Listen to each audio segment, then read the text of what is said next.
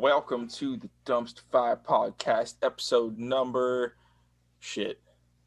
We'll call it the New Year episode.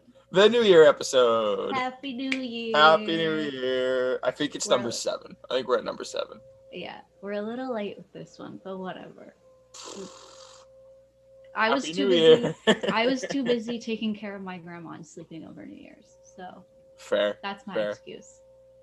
That's a valid excuse. It's a good one. I fell asleep and woke up and it was 2021. That's good. That's good. People were still partying though, which pissed me off. Yeah. I just partied by myself. It was good. Good. Sometimes you need that though. Oh yeah. Everybody needs it. So this wonderful New Year's podcast, we're doing our top 10 albums of 2020, which I'm excited for. I had to do so much research for this. So much music came out this year that I had no idea came out this year. You're behind. I am behind the times. The newest music I listened to before researching for this podcast was probably like 2016. We should have done a top 10 albums of 2016. Just go back to 2016. 2020 never happened. Although wasn't 2016 a 6-year, or 2016 wasn't it a horrible year too? Oh no, we've had a couple of bad ones lately, I'm not gonna lie. 2016 was when we were in school. That's true. That was actually a good year for me then, to be honest. That was a pretty good year, I'm not gonna lie. I had some fun. School. I had some fun that year. I'm that nerd. I loved school. I thought it was a blast. It was a good time. We had cool props. Oh yeah. I've still seen every now and then I run into Colin and Brian random spots. Every year at Blues Fest, I run into them at least like 2 or 3 times. I wish I still lived down there so I could just run into them and be like, oh my god, hi, I'm still alive. Yeah. I'm kind of just vibing in my GCA corner. Hanging with the cows. All right, so let's start this off with a happy note. What's your number 1 favorite memory of 2020? I have kind of 2, but I'll combine them into one because one's about myself and then one's about my friends. So okay. The one with my friends was myself and my 2 best friends. We had a tradition every year we'd go camping. And our camping was just picking one of our backyards and putting up a tent and then refusing to go indoors. We just sleep outside in a tent and stay by a bonfire for like the whole weekend. And even though we had a fucking pandemic, we still managed to do it this year. So I was super happy about that. And then the what about me was I finally had the balls to shave my head. I've always wanted to do it, but I was such a little bitch and I never did it. And then now that I've done it, I feel so fucking good. Everybody needs to shave their head. I'm okay. I'm okay. I mean, your hair's pretty much shaved too. I mean, it's there. It's close. My favorite memory is probably before COVID was a thing since 2019, obviously COVID-19, but before it actually was a big deal. Back in January of last year, I got to go to Punta Cana. Ooh. So that's definitely my top memory. We did like 11 days, me and one of my friends. 11 days in Punta Cana, and it was a blast. I'm going to sound real dumb for a second, but that's somewhere like hot with a beach, right? Yes. I've never left North America in my life, so the farthest I've gone from home is Florida. Okay. Super fan. Unless, actually, I don't know geography, but either Florida or New Orleans, whichever one's farther from Ontario. I'm not sure. One of the two. either New Orleans or Chicago. Or I went to Chicago too, but I feel like that one's That's super closer. close. That's That's super definitely close. closer. That's it. That's all I got. Yo, 2022 hot place trip. Let's go. I want to go to Thailand. Cool. We can do a dumpster fire podcast from Thailand. We should only review Thai music. Oh boy. I already got some for you, Patrick. Oh And boy. we could review Thai music while eating Thai food. Oh boy. And then we could review the Thai food while we're reviewing the music. It'll be one big review about Thailand as a whole. We're gonna do a 72-hour podcast review on everything Thailand. I want to go so bad. I'm sorry. I fangirl. I watch Thai dramas and listen to Thai music. It's just as bad as my Korean stuff, Patrick. Korean stuff. I'll learn Thai by the time we have to go so that I can just be our translator. Perfect. Perfect. We're gonna need that. All right. Top albums of 2020. I'll let you go first on this one because I went first on the Christmas songs of the last one. This one might seem interesting to you for my choice because I don't think I've ever mentioned this artist, like even outside of the podcast before in my life. But my number 10, and I don't know how to pronounce it, but I'm gonna try my best, is Miss Anthropocene by Grimes. Okay. I don't know how you actually say it, but it's basically she has such a unique sound and in her voice and her instrumental. Like she reminds me of Enya, like the lady they used in like the Lord of the Rings soundtracks. Yeah. And this whole album had so many good messages behind it, like about how humans are killing the planet, like with climate change and shit. And she also talks about destructive body image, toxic masculinity, and like all the messages that she puts in the album are like topics that I feel like need to be talked about more, but probably aren't talked about as often as they should. But she doesn't do it in a very like aggressive way, in my opinion. Like still, the whole album is very chill vibe while trying to convey the message about something important at the same time, which I thought was very cool. Yeah. And if you like Lord of the Rings, she sounds like Enya. That's I feel like you just got a lot of people on board to her music now. Oh hell yeah! Just, if you like Lord of the Rings, I you'll like love this Lord artist. of the Rings. It's one of my it's in my top movies for sure. Even Hell like yeah. books too. Books were great. I didn't like The Hobbit though because I thought like when you read The Hobbit, they just pass too many trees. Yeah. The books were good though.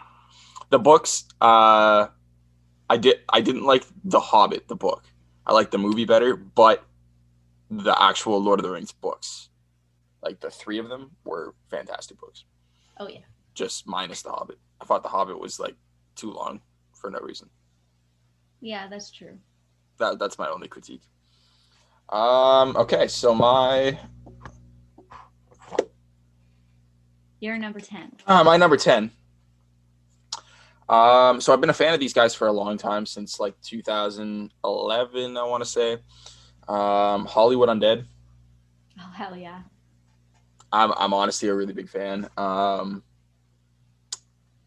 New Empire Volume 1 is the album that they released, I believe, in February of this year. It's a lot more of like a mature sound. It's still exactly what you expect from them, except for maybe one or two songs are slightly different, but it's more mature sound, and also just a lot heavier in general than most of the other material that they've ever put out. My only critique of pretty much the entire year for them is they should have they did a volume 1 and they did a volume 2. They put volume 2 out like a month ago or 2 months ago. They should have just done one record because there's like 2 or 3 songs off each album that just kind of lack and aren't very impressive to me. Yeah. If they'd done one record, because I think both of them are 9 songs as well, so they're kind of short. Minus 2 or 3 songs off each one, put them together, you get like 10 or 11 fantastic songs. So Yeah. that's my only critique of that. Otherwise, the album as a whole, other than 2 or 3 songs, is a banger. They have a lot of good material off of New Empire Volume 1 especially. So that's my number 10. Yeah, well, I think like a lot of American artists are starting to be influenced, oddly enough, be influenced by Korean music industry because putting out like two smaller sized albums in a year is very common over there. Like Yeah. most Korean bands don't do full size albums; they do multiple mini albums in a year, Yeah. and I find there's more American artists doing that now.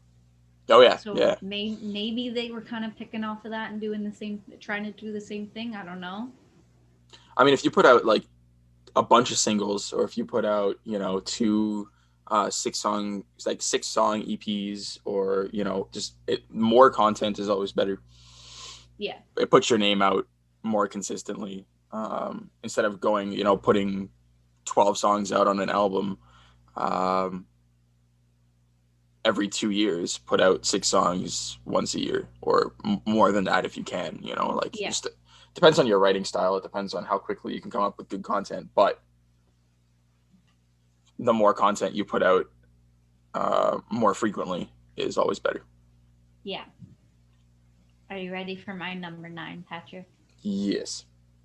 So my number nine was uh, "Rough and Rowdy Ways" by Bob Dylan, Oh and boy.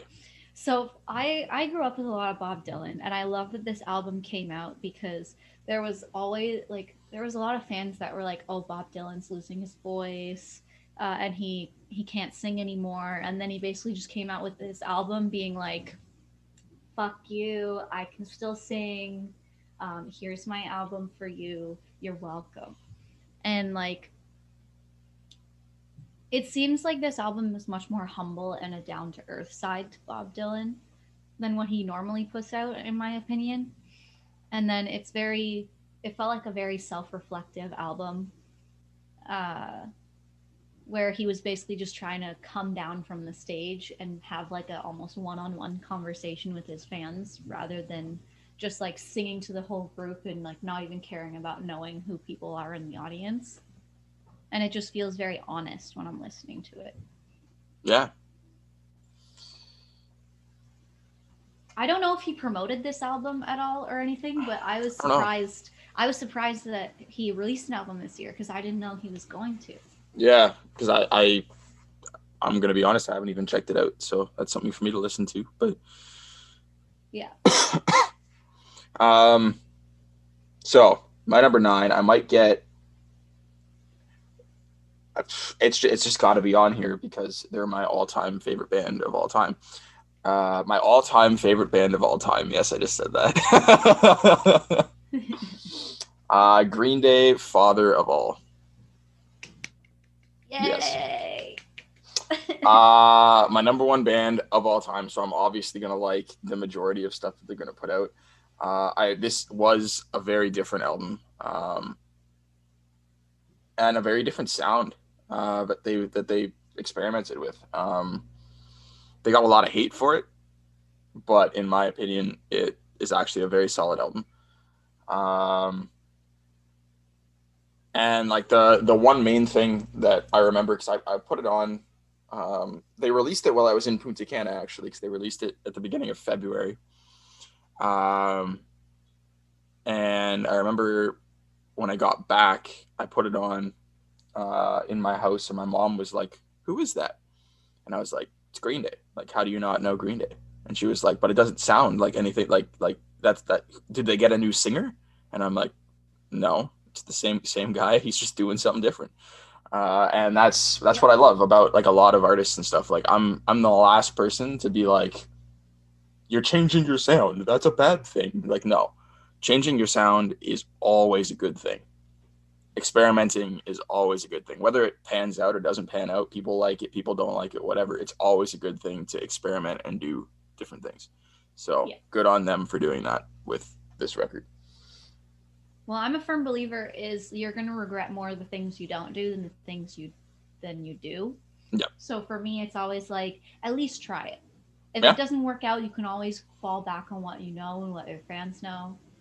But I feel like this year was a year that a lot of people experimented and Yeah. dabbled in other things. Well, I mean, look at Green Day when they put out Uno Dos and Tre, like the trilogy. Yeah. People didn't like it. A lot of people didn't like it. There were some people that did, but and then they put out Revolution Radio, Yeah. which was a fallback straight to the American Idiot, the 21st Century Breakdown days. It was like a story album, same like a concept album. Yeah. And everybody was like, "Oh, awesome! Like they're back," because the other those three albums sucked, and this one was. And now they did the same thing. They just put out something that's more along the lines of Uno Dos and Tre, and something that they still enjoy doing. So yeah, good on them for it. And then if they go with what the fans said and they don't like it, then you'll be hearing another album that you want to hear shortly, probably. So They usually follow the year mark, so we'll probably get an album within the next month or two. yeah. They're pretty consistent with their releases. Not so much lately though, because Yeah. they did 21st Century Breakdown 2009, and then they did Uno Dos and Tre in 2012, and then Revolution Radio in 2016, and then Father of All in 2020. So almost every 4 years now is what they're looking at. So Yeah. I don't know why it feels like the albums were closer together. yeah, Maybe I yeah. just like for 3 years would like jam only to that album so much that all of a sudden the new one would come out and I'd be like, ah, new music. All right. Your number 8. What's your number 8? So my number 8 was actually a band that I'd never heard of until I was trying to find the album for this year. And they're called The Soft Pink Truth. And their album was called Shall We Go On Sinning So Grace May Increase. Um, they piqued my interest um, with their sound. They're like almost merging genres together to be like reimagining punk and metal and putting it with like almost a bit of a techno sound at the same time, Yep. which is very interesting to me. Like those like punk and metal, sure you can combine them, but like throwing techno in there seemed a bit weird to me. Um, but the whole message of the album was basically, to me at least, trying to fill the world with joy and positivity rather than sadness. And it's like a interesting, like almost soft prayer, um, put together with like even a hint of like jazz and deep house at the same time. Like there's so many genres thrown in that album. It's very, I can't stop listening to it whenever I'm listening to the album. Like I can't just listen to one song on it. I have to listen to the whole thing. Yeah. It's like one big story. And it's like each song track, like if that album you can't shuffle it either because each song track by track is like telling one big long story. And it's amazing. That's all I can say. It lyrically and instrumentally it was a masterpiece. And now I regret that I never heard this band before. I've actually never heard of that band either, so send me some stuff, please, because I need to check that out. 100%. So, funny story. Over Christmas, I was hanging out with my family and my uncle, and for some reason I kept saying 100%. So then for the entire day, every time somebody would like say something they agreed to, everybody would just be like 100%. I do that And a it was lot horrible. too, actually. It was horrible. Now that I think about it, I do that all the time. Or if I agree with them, it's either 100% or I'm like, oh, I feel you. Oh yeah, I say that too. I feel you. I say that a lot too. Yeah, Yeah, those are my two go-tos for sure. So my number eight. This is one of my favorite new artists, kind of coming out over the last couple years. Grandson, Death of an Optimist is what the album is called. It's his first full-length album. Prior to that, he released a bunch of singles through like 2016, and then three EPs titled A Modern Tragedy, I believe. Yeah, A Modern Tragedy, Volume 1, 2, and 3. A lot of it's political. It's kind of like a rock metal mixed with electronic elements and a bunch of different stuff. Raps in there too. It's got some rap stuff. It's definitely a fusion. I got to see him live in 2019. Amazing show. He's the like it's just a he's a solo artist, but he has a band that tours with him, um, and all of the music is made with a completely different like just producer guy. So I can't remember his name though, but it's really cool. It's a really cool like mix of a bunch of different genres. Very well done. Uh, and this is it's his first full length album. Check it out because it's super super cool. If you haven't heard of him, I think I've heard of him. He's not. I feel like maybe I heard of him because you mentioned this show yeah, before. Probably. he's like one of those guys blowing up like right alongside like those like the new artists kind of blowing up alongside like Youngblood and all of Oh, those guys. So he's like pretty close to that area, that level as well. So oh, okay. I'll definitely take a listen. Are you ready for my yeah. number seven, Oh Patrick? yeah. Oh yeah. So, I'm gonna be honest.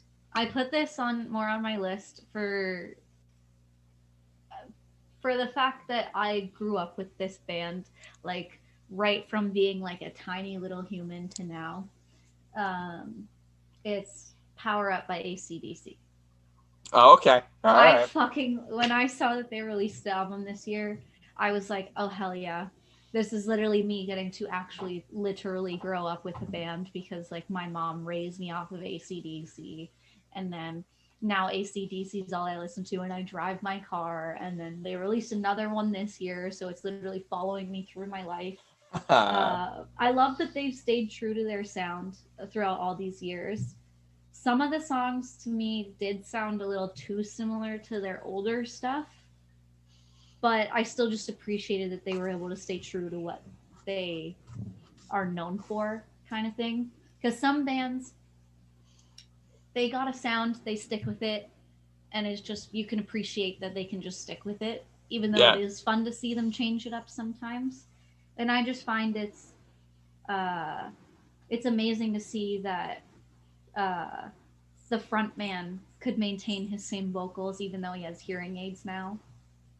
And there were a couple of slower songs on the album that were interesting for me to hear as well, because usually all of their songs are very like fast paced rock and roll kind of vibe. But there were a Yeah. couple of slower ones that I was like, ooh, this is kind of nice. Um, but ultimately, the entire album was basically like a classic rock that you would expect from ACDC. Yeah. The only critique that I have of that entire band, which isn't really a critique because it's also kind of interesting, is that a lot of their stuff sounds similar to me. Yeah, So I can only listen to like half an album, and then I'm kind of like, oh, I'm listening to the same song yeah, again, like, which isn't a bad thing. I mean, like you get your ACDC fill on like a couple songs, throw a couple songs in your playlist or whatever, and you're yeah, never bored. But if you listen to, albums back to back to back to back to back, then you get kind of bored. yeah. But I still appreciate that, like even after all these years, Oh yeah, they've just like kept what they're keep giving the fans what they want. yeah, exactly. And I mean, they have something that they always that's a positive too, right? Like Yeah, you put on an ACDC song, you know exactly what you're gonna get. And they're so recognizable now that you know exactly who it is. You know exactly who it is. You know exactly what to expect, exactly what you're gonna get.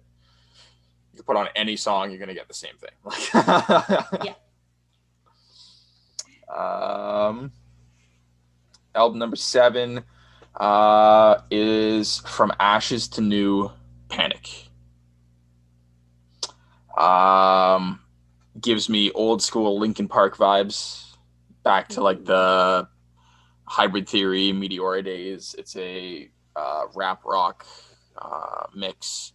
Honestly, if you like Linkin Park, like old school Linkin Park, listen to the song Panic, because it's literally like a reincarnation of Linkin Park. I shit Oh, you not. hell yeah. I shit you not. Like they're the next best thing to Linkin Park. Like if you're looking for that kind of new music kind of replacement, like you can't replace Linkin Park, but if you're looking for something that's still like releasing music, obviously, Yeah. Linkin Park's not doing it, obviously, because Rest in of peace, rest in Chester. peace, Chester.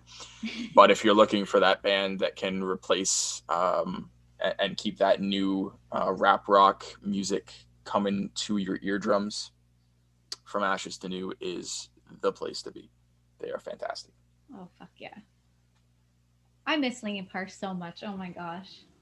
They were like my elementary school, high school jam. Like, I remember sitting in class when everybody started reading that Chester had died. Because we were in school when that happened. yeah, We were literally sitting in, I think, Colin's business class, I think so, yeah. and he was like, "Everyone want to take a minute?" Yeah, because most of our program was all like either visibly email or like internally email. So when he Yep. saw that, he was just saw all of us being like, No. "Oh, oh god, no."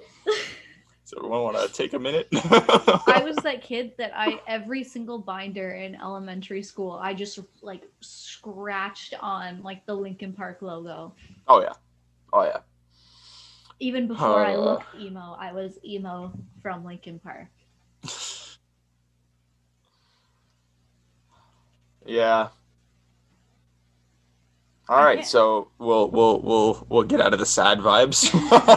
What's your number 6? Well, I mean, the title of my album is still kind of sad Oh no. because my number 6 album is A Beautiful Place to Drown by Silverstein or Silverstein or Silverstein, yeah. however the hell you say it. Oh boy. All Um, right. I've seen this. No, I'm gonna say this. I've seen this band many a times in my life. I was a, I worked a gig where they performed as well, and they just know how to put on a fucking show. Oh yeah. And I didn't actually know they released an album until doing my research for this podcast. And I love that over the years, where most post hardcore bands start to like modernize their sound and kind of chill out, they've always stayed the same. And like, not like exactly the same, but they've still kept that like post hardcore influence in their music Yep. throughout the years.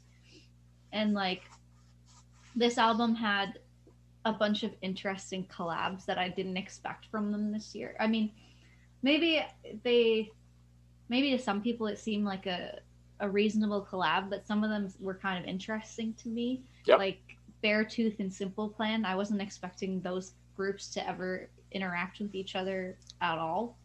And then I mean, I don't listen to this band like religiously, but I'm pretty sure they've never used saxophone before in their albums. I'm not sure. But I'm pretty sure they haven't. So if they haven't and I'm right, then this is the first album they've used saxophone in, which I thought was cool. And it gave me very much Chase Atlantic vibes with Okay. the saxophone in there. And I think the as a whole, it's very beautifully written and it's showcasing the band's growth. Yeah. I'm not going to say much towards this right now because I might be talking about it later. But I don't like I don't like Beartooth, maybe not so much, but when I heard a song with them with Simple Plan, I was very Yeah, surprised. yeah, I honestly, mean, it wasn't bad, but I was like, Simple Plan, yeah. Simple Plan. All right, my number six. We're at number six. Yeah, we're at number Yeah. six. My number six, Young Blood Weird. Ooh. His most mature music yet, and you can really see that on songs like Teresa and Freak Show. I find those songs very interesting. Still has like the funny side on songs like Ice Cream Man, which are always he's still got like Yeah. the funny quirky sides. Yeah, it's still like a quirky, playful album, but it still has those like very serious spots, which are very interesting. I found like the first record that he put out was more of like let's try everything and see what sticks.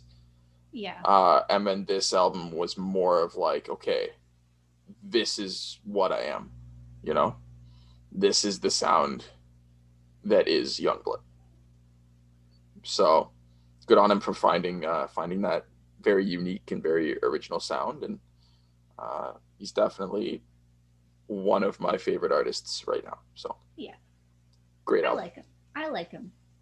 It's a thing where I I like his music, but some of it is very like I'm not that high energy, and I just see interviews of him like bouncing off the wall, and I'm just like, Jesus Christ! Like Sit down. there was a video when he was, I don't know if he actually did a full tour with MGK, but he was performing somewhere with MGK, and it was just like MGK's reaction to him sums up my reaction to him, where he just sees young blood walking around in a corner and going into a like tour bus type thing, and then literally 5 minutes later popping up out in the corner dancing, and you just see MGK being like, "How the fuck did he get from there so fast?" That's me.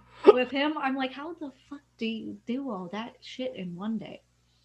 Yeah, or uh like I got to see him live in 2019, I want to say. Um and I shit you not, there is not a single spot on the stage where his foot did not land at least once. Like like he's like over here and he's like on this part of the stage and then he's like over here and then here and then here and that's all within 5 seconds. Like Yeah. Like I like him as an artist, but as a person, I feel like he would be too much for me to be around. yeah, he would exhaust you. Super nice, but I would just like I would need like to inject coffee into my veins to hang out with this person. Yeah, 100%. Number five. So, this one I wasn't sure if I was actually going to put it on because I don't normally listen to this genre, and this album was more brought to my attention because of like I don't really watch the Grammys in full. I kind of just look for the nominations and then wait for like the winners to be released. I don't actually watch the show. Yeah. And I heard of this album because he didn't get a nomination for the Grammys and he had a bitch fit. And that was the album After Hours by The Weeknd. Don't normally listen to this genre, and not gonna lie, no offense to the guy, but I hated his shit when he first came out. Yep. I thought it was awful.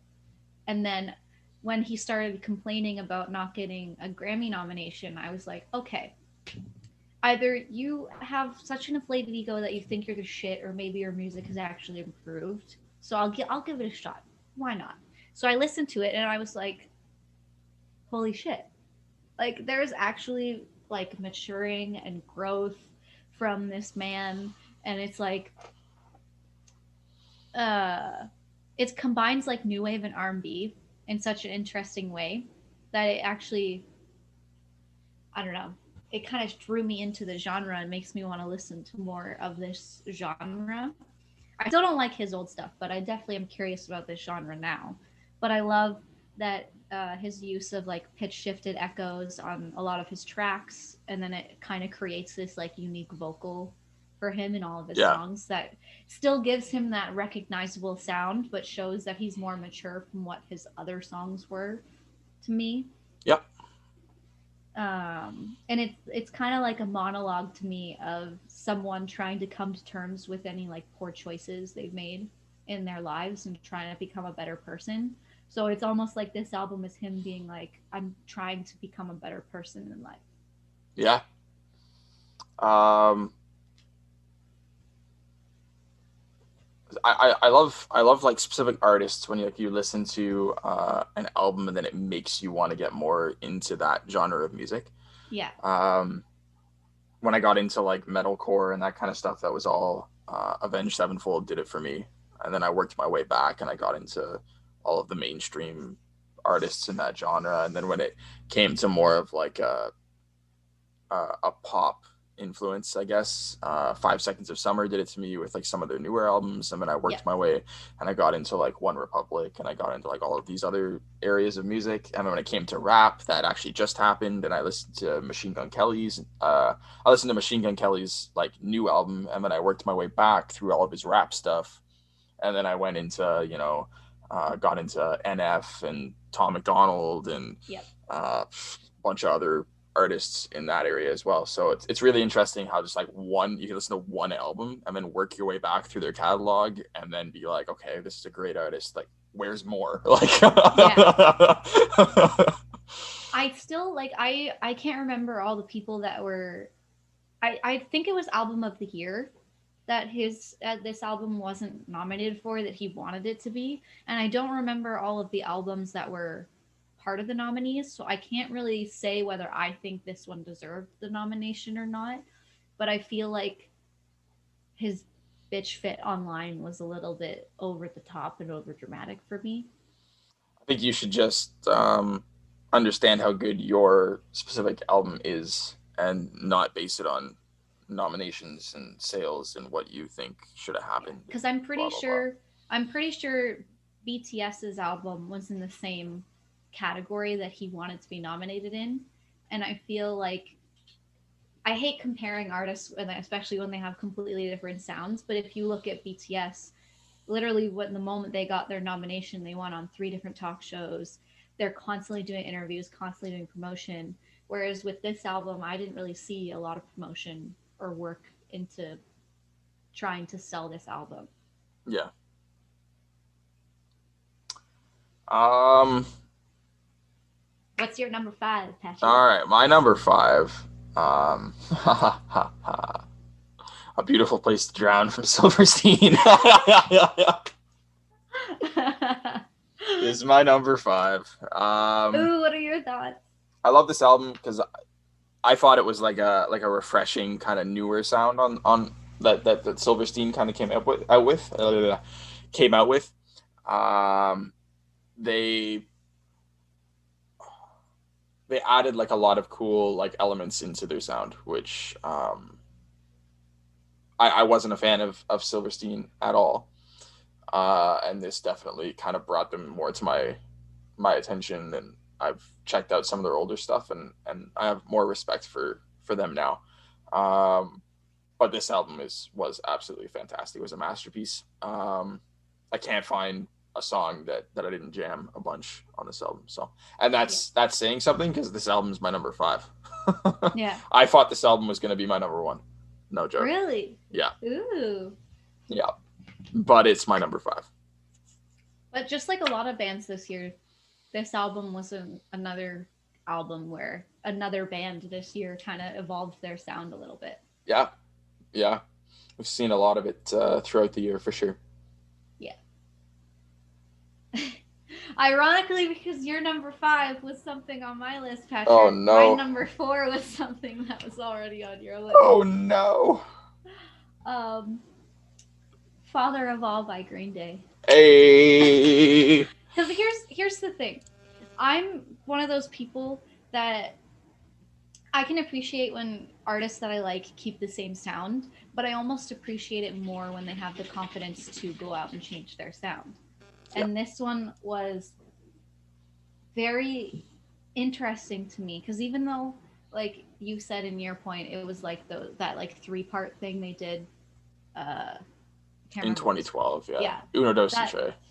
it's similar in a sense that it's different, but it's still something that sounds so unique from their other albums that it can like stick out for me Yep. from all the other albums because it's I like when bands are able to make every album like stand out on its own Yeah. separately from one another. And I love that it was almost like a more retro vibe. Yep. And I found a lot of people this year were going back to like the 80s and having a lot of 80s and like 70s influence with their music this year. And it just kind of displayed to me like just how talented Green Day actually is, where they can mix in old styles with still like a hint of like new in there as well. Yeah. Because not every band can do a mix of new and old. Yep. If you look at Billy Joe Armstrong and like his past with bands, he was in or in 2018, I want to say he did The Long Shot, which Yeah. was a side project. And then he did in 2004, he did the Foxborough Hot Tubs. I find this album was very reminded me a lot of like the Foxborough Hot Tubs. And I think this album is also a good way for them, like Green Day, to draw in younger people. Yeah. Because this style of music that a lot of artists are converting to right now is like the style of music that teenagers are listening to right now. Yeah. So if they want to, because most bands that are from like our when we were growing up, all of us are in our 20s and 30s now, and if they want to be able to get younger listeners in, because more young people go to concerts than old people most of the time, so it's like if they want to be able to keep more people coming to their concerts, they need to dive into the younger audience. Yeah, for sure. The only like major critique that I have is the same thing that my mom had. Is I am the biggest fan in the world Yeah. of Billy Joe Armstrong and his iconic voice that you can just hear and be like, "That's Green Day," or "That's him," or and that's the one thing that I don't agree with is Yeah. the changing your style of singing when you have such a recognizable voice for the past 30 years. It was still very interesting to listen to. It was like, but he's my man crush. Yeah. That's a good, that's a pretty good man crush. Oh yeah, 100%. Good 100%. Good 100%. choice. What is your number 4, Patrick? My number 4. This is a band that I've been into since they came around in 2009. I find that they really changed the game then, and they continue to do so straight up till now, no matter how much people hate them. They've changed their sound dramatically, and a lot of people hate it. I actually love it. Ask in Alexandria, House on Fire. Okay. It was a huge step up from their last album, and it truly hit their stride with like this new sound. So basically, a little bit of history with the band. They were like the metalcore, like the faces of metalcore in like 2009 to 2012. Oh yeah. And then they changed their sound a little bit when they released an album in 2013 called From Death to Destiny. And then their vocalist left the band, and they got a new guy for an album in 2016. They went back to their regular sound that they got famous for. And people really liked it, but then it didn't work out. So they brought their old vocalist back, and they went back to like this new sound when they put out their record in 2017. I found that was kind of like a warm up to this record. I feel like they needed to get back into their stride of like writing with each other again, because that was their first record with when they brought back the other vocalist, and it was a great record. But I find this one is like they hit the nail on the head with everything on this record. It was absolutely perfect. Yeah, I'm actually surprised a lot of people don't like that the sound that they're going for. I liked it too. I don't know. It's more like well, a lot of people just want just they're just like spring back the screaming, and I'm like A lot of that's people the problem with that is reps your they vocal cords. they got so big doing metalcore, right? They Yeah, got so big doing that. Eventually, you're as big as you can get. Like yeah, that genre of music only lets you go so far. yeah. It's And hard then to.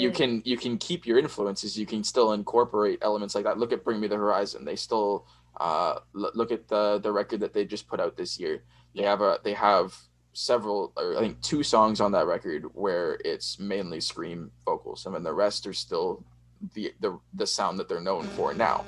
yeah. Um, you can still give those fans what they're looking for, but if you want to actually become a successful and huge rock band, you need to eventually develop out of just screaming. Well, Otherwise, you're going to hit a ceiling and you're not going to get bigger. a good example of that is like this is kind of going off topic for a second, but look at Black Veil Brides.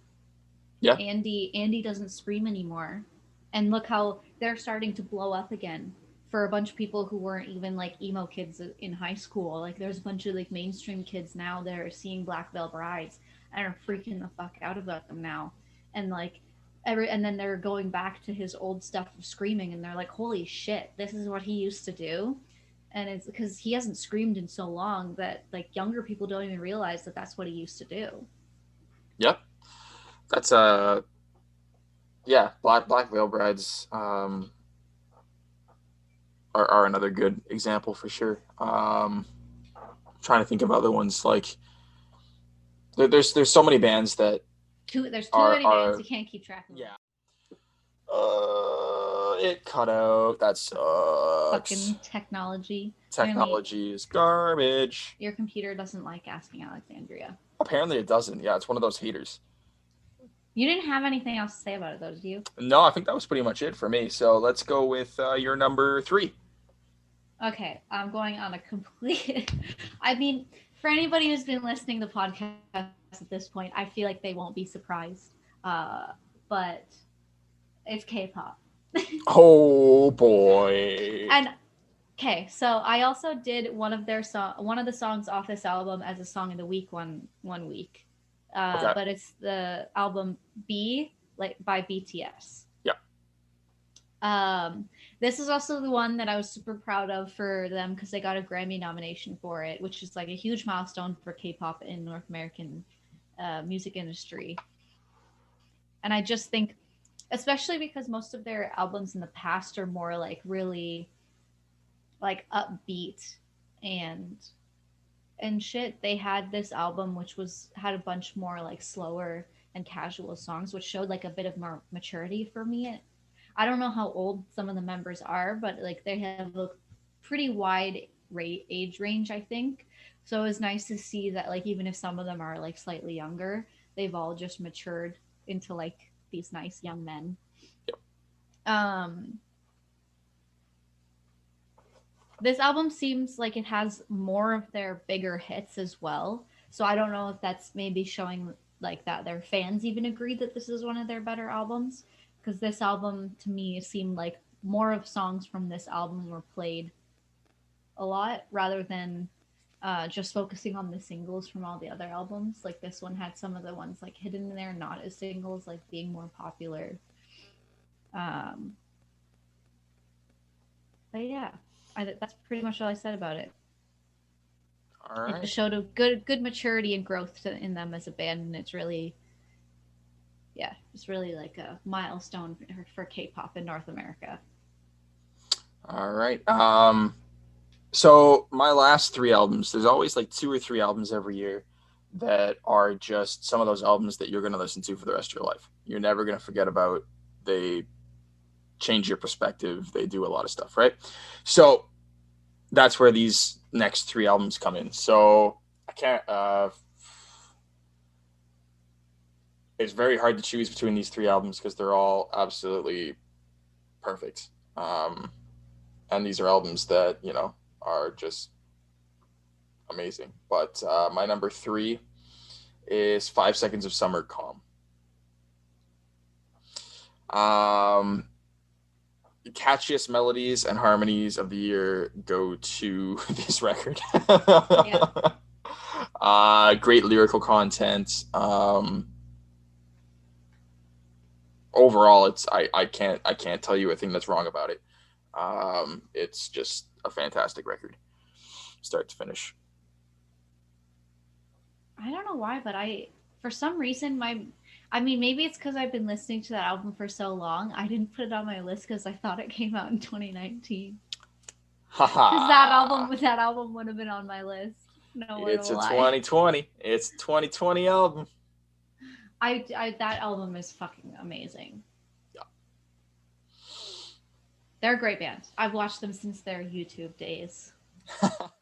I have not. Since they were little baby boys, noticed by the One Erections. Yes, yes. I like their sound though. Their new sound is very interesting to me. It's very grown up. Yeah, exactly, exactly. It's mature. It's a mature sound. Where like I remember, if you look at like the songs, what's that one song, that huge song off like their first record? Oh, She Looks So Perfect. Yeah, like if you listen to that, Yeah. then you just hear like a bunch of teenagers, and then you listen to this, and it's like, damn. Well, Like, they've been through some shit, and oh yeah, they made sure to write about it, oh which yeah, I thought was very good.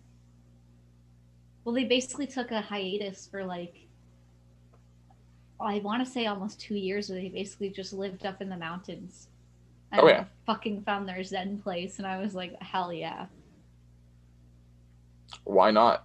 Why not? Well, they were going through like they were mature and responsible enough to see that they were falling into like this rock star downfall where they were starting to drink a lot and party a lot, and they didn't want to go down the same route as like most rock stars where they find their downfall by having to go to like rehab and like doing all that shit. So they basically just took a break. Yeah. And for people only in their 20s to realize that early on, I was impressed. Like I wasn't even mad that they took a break. I was like, you know what, you do you. They're like my age too, which Yeah. is insane. Like they're like 23 years old, just like putting out number one albums. I'm like, go away. Where?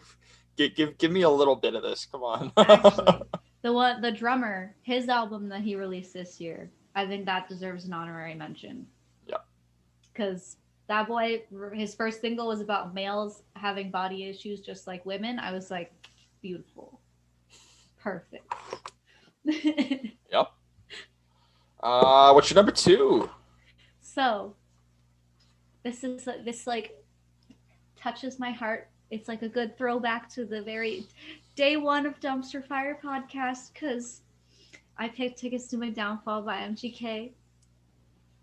I'm not gonna say much because I mean you have to watch the first episode of the Okay, podcast if okay, you want to okay, hear our okay. opinions. But before you continue speaking about this, I want to say my number two is Machine Gun Kelly. Tickets to My Downfall. Oh my god, we actually agree on something.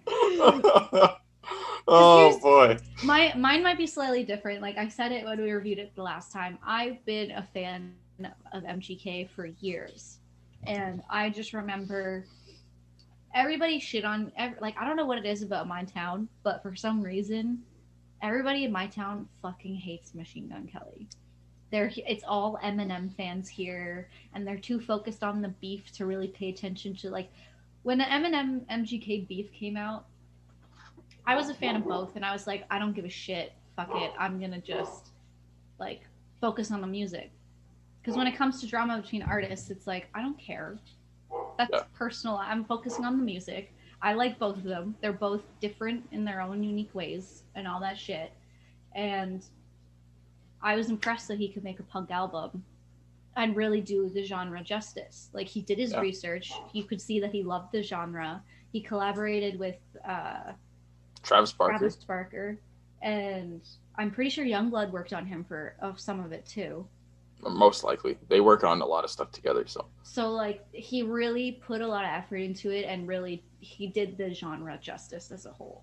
Yeah, exactly. I mean, it's I'll just I'll say it is literally one of my favorite albums. Period. It's my most Um, listened to album this year. One of my it's most listened it to. is definitely my most listened to album. I think it's going to continue to be one of my most listened to albums. Uh, it'll be on repeat most likely forever. Um, Start to finish, it's just great material. Like Oh yeah. it's I originally at the beginning of the year, I thought Silverstein was going to be my most played. It only made it to number 5.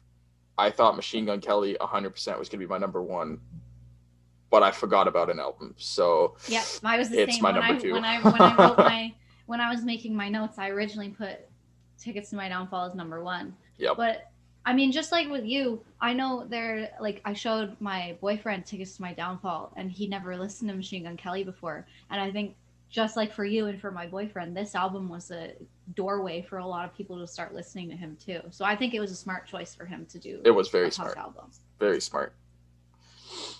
Okay, number 1 of the year, I'm gonna. 2020. If we have the same one, I'm gonna freak the fuck out. If we have the same one, I'm going to freak out. There's no way. Um, so my number 1 is Post-Human Survival Horror by Bring Me the Horizon. We're good. We don't have the same one. I was so excited. I was like, please have the same one. But this album as a whole is just a masterpiece from start to finish. I'm pretty sure Parasite Eve was the first single. You would be wrong. I'm not a singles person. I don't know. But It was Ludens. okay. Still, from start Yeah. to finish, it was a good album. Amazing. I think this album covered a lot of topics that a lot of people needed to hear this year. Yep.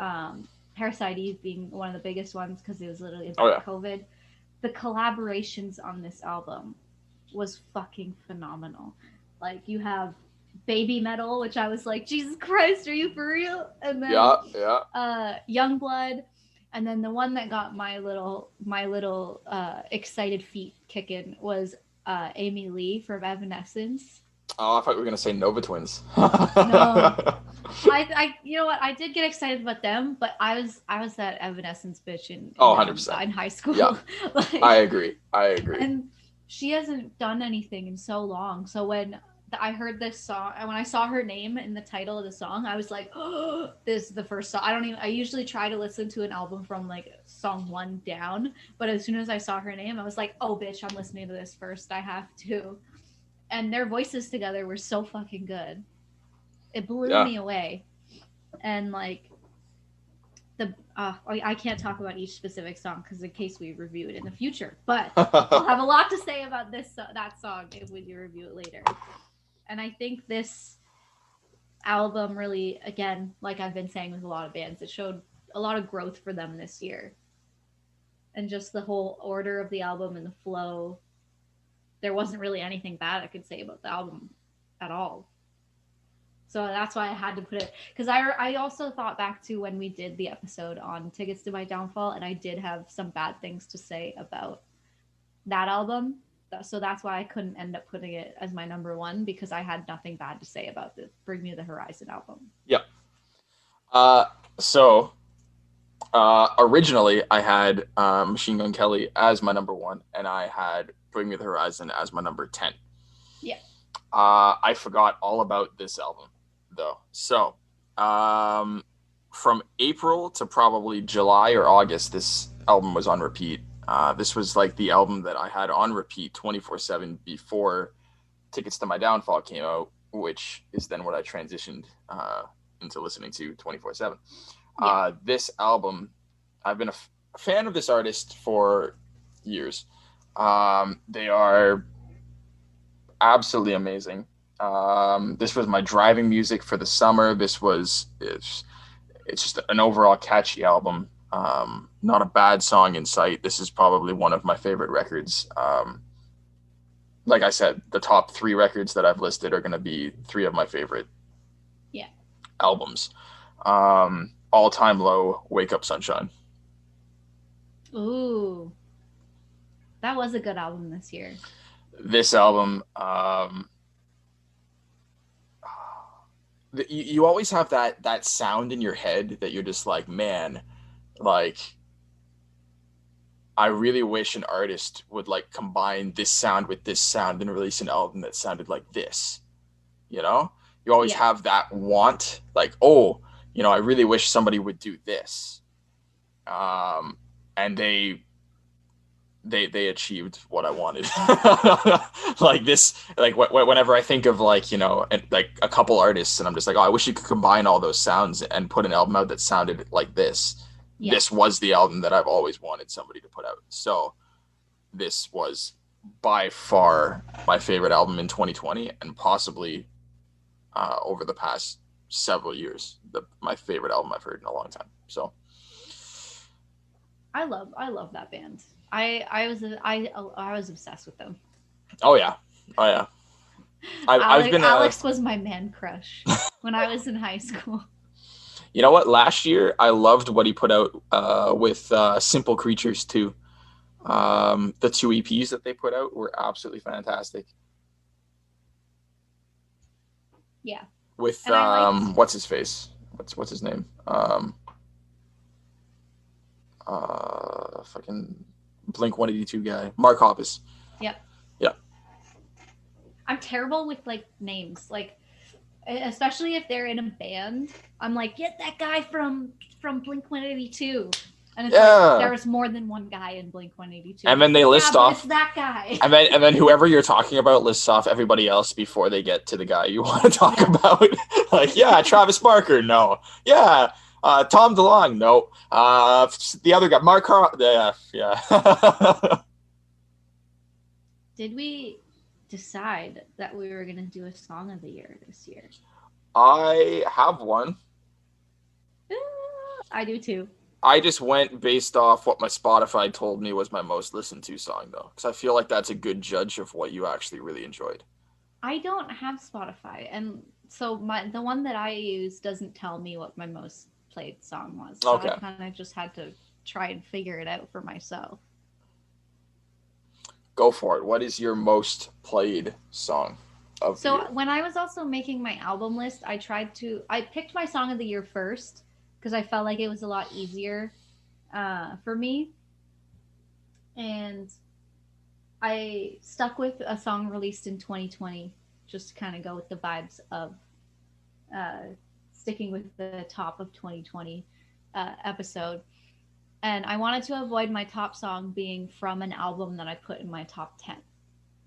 Ooh, So when I made my top song, so when I said I like Youngblood, the reason I didn't put his album Weird in my top 10 was because my top song was Strawberry Lipstick from his album Weird. there it is. All right, all right.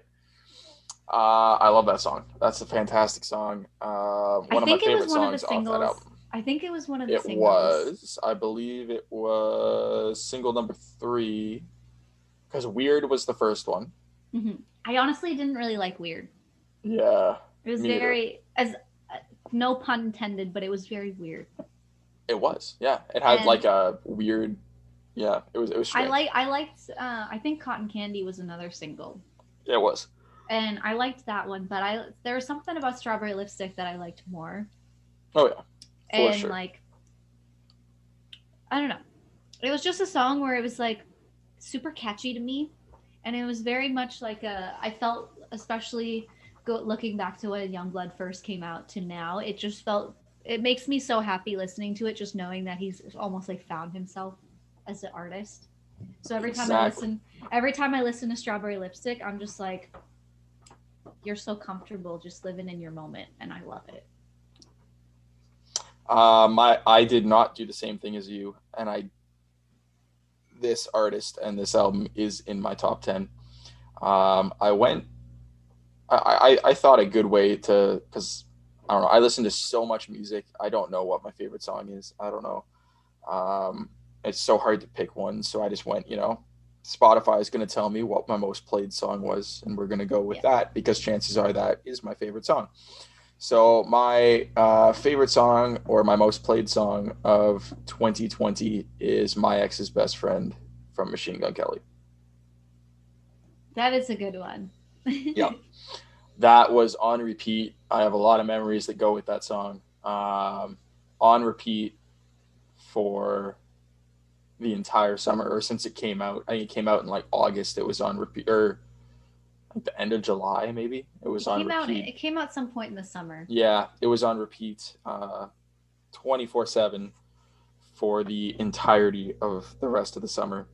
Yeah, because I'm Um, pretty sure. I'm pretty sure the album came out in the fall, yeah, and it was pretty. I think it was in September because I went to Nova Scotia for 2 weeks in September, and it was like brand new. I was showing my boyfriend while I was down there, and it was like brand spanking new, and I was showing him in September.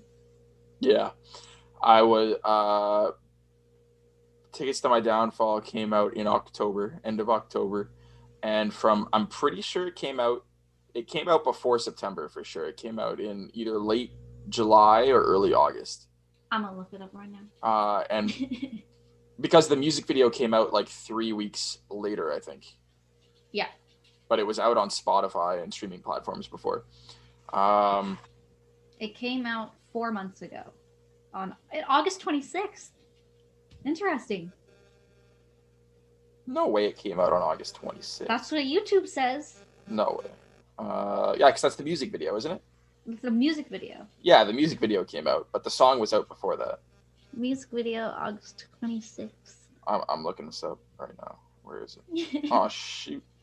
That is a good song of the year, though, Patrick. Machine Gun Kelly. What's the song? My Ex's Best Friend. Release date. It came out. It doesn't want to tell me when it came out. There it is. August 7th. Yeah. So was the summertime. official date. I Yes. was kind of right. I said summertime. So between August 7th and when I got my 2020 wrap, which is like the beginning of December, Yeah. I listened to that song almost 400 times. Yeah. On Spotify. So that was my most played song of the year. I feel like if I actually, if my streaming thing actually told me what my most played song of the year was, guarantee you, I already know what it would be. What is it? Knock by Astro, which is a K-pop song. Oh, nice. Because, Astro is my favorite K-pop group, and I pretty much listen to them, every day. But it's a song, I wanted to stick to a song that was released in 2020, so I couldn't pick Knock, or actually Knock was released in 2020, shit. If I had to pick another one, it'd be Knock by Astro. I definitely listen to that one every day. I'm pretty sure. I thought it was released in 2019. Maybe it was released in 2020. Hold on. Okay, the album was called Gateway. I'm pretty sure it was 2019. 2020, god damn it. That would have been on my list too. I didn't do as good research as I thought. I didn't do as good research as I thought. Rip. But you know what? I'll just make us review that album because they're my favorite K-pop. There you go. All right. So I think that wraps up our New Year's special. Yes. And sums up 2020. Fuck 2020. Peace out. 2021 better be a better year. But nobody touch anything. Nobody say this is gonna be my year. 2020 is my, or 2021 is gonna be my shit. Don't touch anything. Just stay home. Don't breathe near anyone. Don't sneeze near anyone. Just stay away. Yep. Stay home. Stay away. Nobody wants to see you. Because if we actually want to see improvement in all this COVID bullshit, we actually have to follow the fucking rules, which nobody around me apparently can. Pretty much. I think I speak for all of Ontario when I say fuck you, Toronto. No comment. It's pretty much their fault.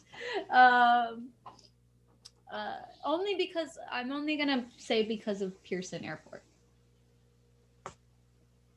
That's all I'll say for now. Is just because of Pearson. All right. Do we end it with some middle fingers to 2020? Hell yeah. Oh, first of all, like our Facebook page, subscribe to our YouTube channel, follow our Instagram, follow our Song of the Week playlist on Spotify, um, listen to our podcast on Spotify. Uh, don't breathe on anyone. It's good advice. Don't breathe on Don't anyone. breathe on anyone. That's literally how we survive. No more sneezing and wheezing near people. No more sneezing and wheezing or breathing. Well, maybe breathe. I think oxygen's important or some shit. I don't know. If you go outside your house, hold your breath, peeps. Don't go far enough that you have to breathe. Pretty much. That's how to survive COVID. Don't breathe. That's all it is. If you're around people, suck in the air. All right. I guess this is a goodbye. Fuck Peace you, out. Fuck you, 2020. 2020.